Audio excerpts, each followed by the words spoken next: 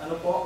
At hindi ko lang po sure kung sa nakasulat kung sa Titus na yung taong nanggasan na o naging Kristiyano na templo na ng Diyos yung kanyang katawan pag bumalik doon sa mga gawain, katulad ng mga binanggit ni Brother Jason kanina, yung sa mga last pag-iinom, paninigarilyo, vices, something like that. Ano po, parang baboy na bumalik doon sa pusali na hugasan na, bumalik doon sa pusali para putikan yung sariling katawan.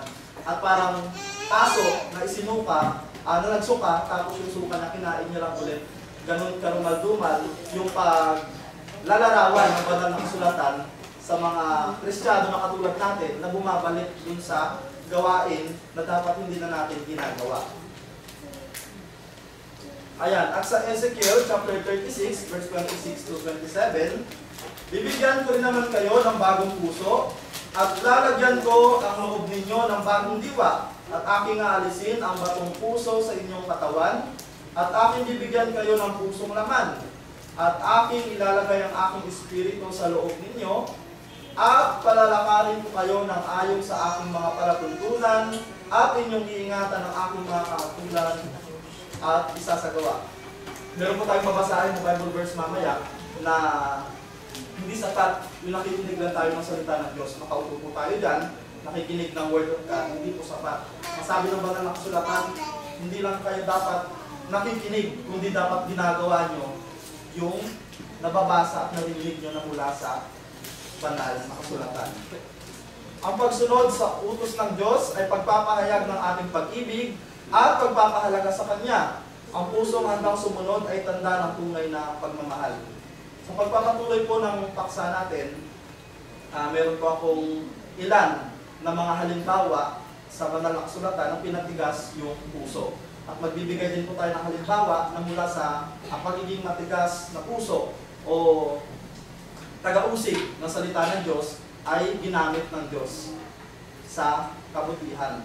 Ano nga ba yung dahilan kung bakit tayo bilang isang tao ay nagagawa natin na gawin yung gusto natin? Alam natin na ito yung tama, ito yung gusto ng Diyos, pero yung ginagawa natin minsan taliwas doon sa salita ng Diyos. Intentional ginagawa natin kahit alam natin na mali. Dahil po yan sa free will. Binigyan tayo ng Diyos ng free will. Sige, gawin mo yung gusto mo. Bahala ka, binigyan ko sa iyo yan. Pero dapat sundin mo yung salita ng Diyos. Huwag kang pakalunod sa mga temptations, yung pansamantalang pleasure ng katawan. Kung makikita natin sa picture, pumili ka sa kaliwa, sa kanan, sa mali, o sa tama, just or unjust.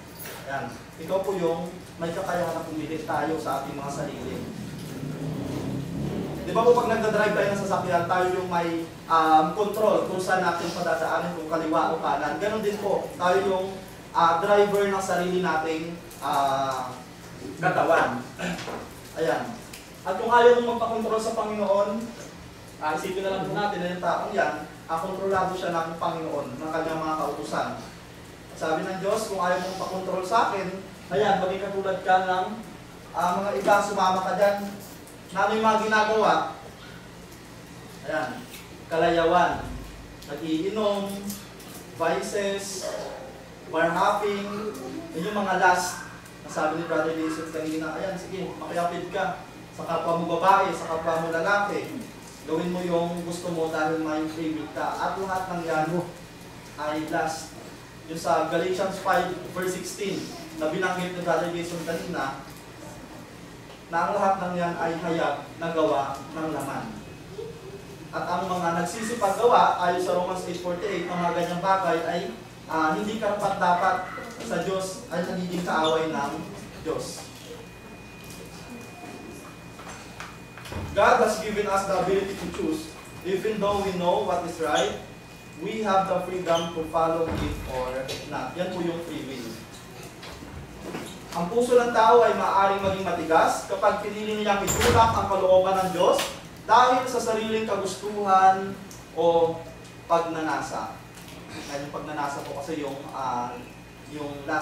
flesh po natin nagnanasa. No, dapat yung katawan yan, sinasaway po natin yan. Kapag nandun tayo sa pagkakataon na parang may tukso, pwede makagawa ng pagkakamali. Dapat sinasaway natin yung ating mga sarili. Ayan, tayo po yung may control sa bagay na yan. At minsan, dahil yan sa kawalan ng pananampalataya, o sabihin natin, ito yung ilan sa mga tao na hindi pa tuluyang isinasabuhay o nakakarinig ng salita ng Diyos. Lack of faith can lead to a refusal obey, yung pagiging disobedient. Sino pong nakakakilala dyan? Pasok po tayo doon sa halimbawa ng mga taong naging matigas yung puso sa pagsunod sa kautusan ng Diyos. Ayan, si Paraon po yan. Sa aklat ng Exodus chapter 5 hanggang chapter 8 na isang haring o Egyptian ruler sa Egypto na kung napanood po ninyo, lalo to sa mga bata kapag mahal na araw, meron po nitong palabas yung si kay Moses at kay Paraon na kung paano sinalot ng Panginoon itong si Paraon kasi gustong iligtas ni Moses yung mga Israelites. No? Meron dong mga iba't ibang klase ng tawag dito, nung parang mga sumpa, no? Yung madaming palaka, kung ano-anong ginawang sumpa ng Diyos, para lang may pakita yung kapangyarihan niya. Ginamit na si Moses, pero naging matigas ang puso nitong si Paraon na ito. Ayan po yung ilan sa mga katunayan ng mga nangyari nung kapanahunan po nila ni Paraon. Sabi dyan, sa Exodus chapter 7 verse 3, dahil sa kayabangan, pagmamahal sa sarili, pride, takot sa pagbabago ng influensya ng kapangyarihan ay pinahintulutan din ng Diyos bilang bahagi ng kanyang plano upang ipakita ang kanyang kapangyarihan sa pamamagitan ng mga himala sa Israel. Na ginamit niya nga si Moses noong panahon na ito para ipakita yung kapangyarihan dito kay Paraon. Iniligtas niya yung mga Israelites, pero nung nangyari, naging matigas din. Nung nasa taas si Moses, sa bundok ng Sinai na binukuha yung 10 utos, anong ginawa ng mga Israelita doon sa baba? Gumawa sila ng gintong guya. Ano po? Diyos-Diyosan yung ginawa nila. Isipin po natin yon. Kung sa panahon nila noon, maaaring narinig nila yung tinig ng Diyos, nandun yung mga himala na ginagawa ng mga ginagamit ng Diyos.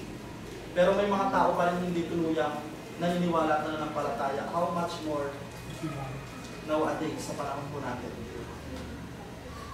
Hindi natin nakikita ang Diyos. Pero anong sabi? Mapalad yung mga nananampalataya na hindi nakakakita sa ating Panginoong Hesus-Kristo. Sa 1 Samuel, sapagkat ang paghimagsik ay gaya ng kasalanan ng panghuhula at ang katigasan ng ulo ay gaya ng pagsamba sa mga Diyos-Diyosan at sa mga terap.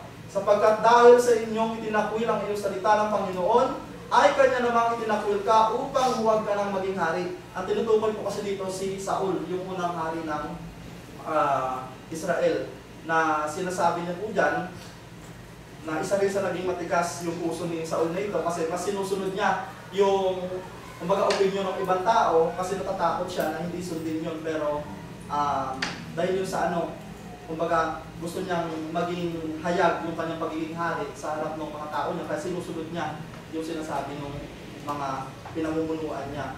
Pero yung utos ng Diyos, hindi niya kinakatakutan. At sa Romans 12 verse 2, ang sabi dito, at huwag kayong magsiyaon sa sanglibutan ito, kundi mag-iba kayo sa pamamagitan ng pagbabago ng inyong pag-iisip upang mapatunayan ninyo kung alin ang mabuti at kaaya-aya at lubos na kalooban ng Diyos. Kung alam na po natin na yung ginagawa natin minsan ay hindi karapat-dapat sa harap ng Diyos, mag-isip na po tayo, magbago po tayo ng ating pag-isip na dapat hindi tayo magiging ganito. Umiiwas tayo sa mga gawa ng pagkakasala. Kasi napakahirap naman kung tayo mismo sa ating mga sarili, alam natin na sumusunod tayo sa salita ng Diyos, tapos minsan lang tayo magkamali, nakita pa ng kapatiran natin o kasama sa pagsamba, pwede po tayong katisuran. Ayan. At sana po ay isaalang-alang natin yon. Nakikita tayo every Sunday dito sa loob ng simbahan, pero kapag weekdays, nakita tayo dun sa labas, lasing, nagsusugal, kumakalog ng bingguhan,